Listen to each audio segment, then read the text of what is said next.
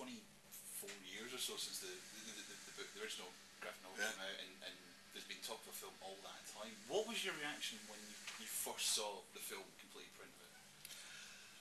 Well, it's strange because I've now seen it 5 times. I saw a rough cut back in last August. I went to a press showing. I went to the UK premiere, the US premiere, and I've also done a DVD commentary for the director's cut.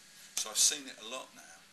But the real definitive time for me was the second time I saw it at a press showing, where I'd already got over, oh God, it's Watchmen. Oh God, it's that character I designed. I know what the next line's going to be. That whole thing that as somebody who's so close to it, and like a lot of the fans, you know, you're watching it in a sort of an analytical way.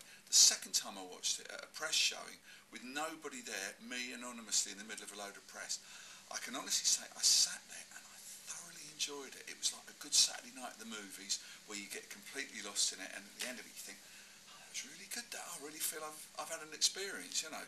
So I'm really happy with it, and I think it improves with viewing. I think it's a little bit like the graphic novel, that you can kind of get it the first time round, but the second time it all kind of ties together, and having even seen it 5 times, I'm not bored with it yet. So were you surprised how close Snyder managed to get it to the book? Because Alan Moore obviously said famously that it was unfilmable, and I went to see it the other day, and I've been a fan of the book. I was stunned just how close it actually is. I mean, the ending obviously aside. It is literally looking like, and you know, live action versions of the panels from the strip. Yeah, I mean, it was quite uncanny. I mean, that was the thing that struck me from the very beginning. Like when we went to visit the set when they were filming it, I just couldn't believe that they literally looked like they'd stepped out of the comic book, particularly Rorschach and the comedian, you know. And there were a few changes to the other costumes, but nothing I was worried about. I wasn't worried about the ending being changed as well, because I thought they hadn't just kind of arbitrarily chopped off one ending and put another ending in. And it did also maintain the integrity of the story. In a very early version of the script, it was completely different. It was like the bad guy dies, the good guy kills him and rides off into the sunset with the girl. And one of the first things Zach did was to bring it back to what it said in the book. So yeah, I mean, I think also the tone of it and the emotional feeling of it, aside from the visual detail, we're all so close to the book. Somebody said something very interesting actually, that it wasn't that Watchmen was unfilmable, it was that it was unfinanceable.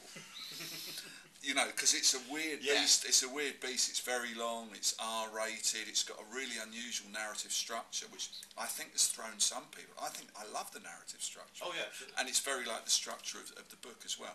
And I think people have been spoon-fed the 3-act structure for too long. I think it's really good to see something that's a little bit more challenging.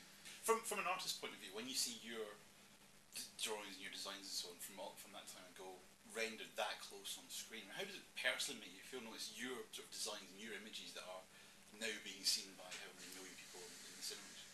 Well, it is completely surreal, you know, because when you're drawing comics, you kind of run a little movie in your head and you pick the scene, or you think, oh, what would I see in the background? And it sort of comes into focus, this sort of fuzzy movie.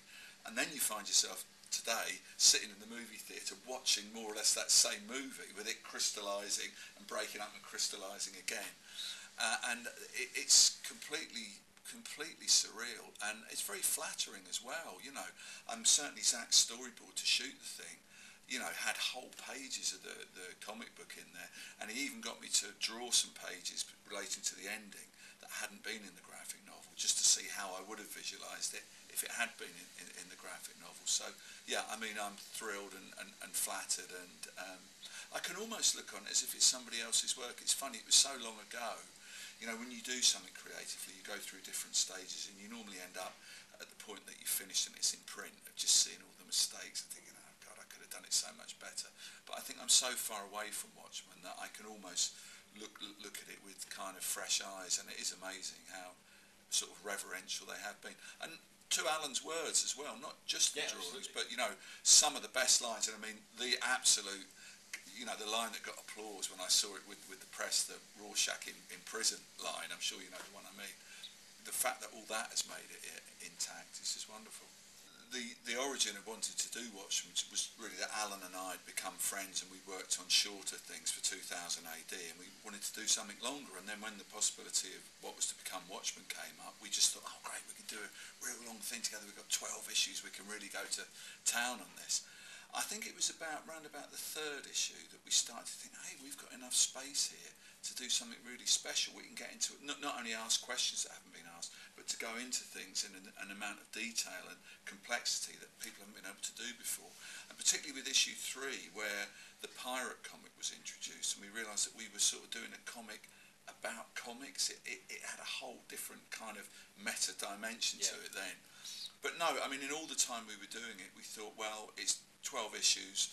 When we finish, it will go into the back issue bins, and it will be hopefully fondly remembered, and that will be it. Because graphic novels weren't a staple of publishing as they are today, and we really didn't think it would go back into print.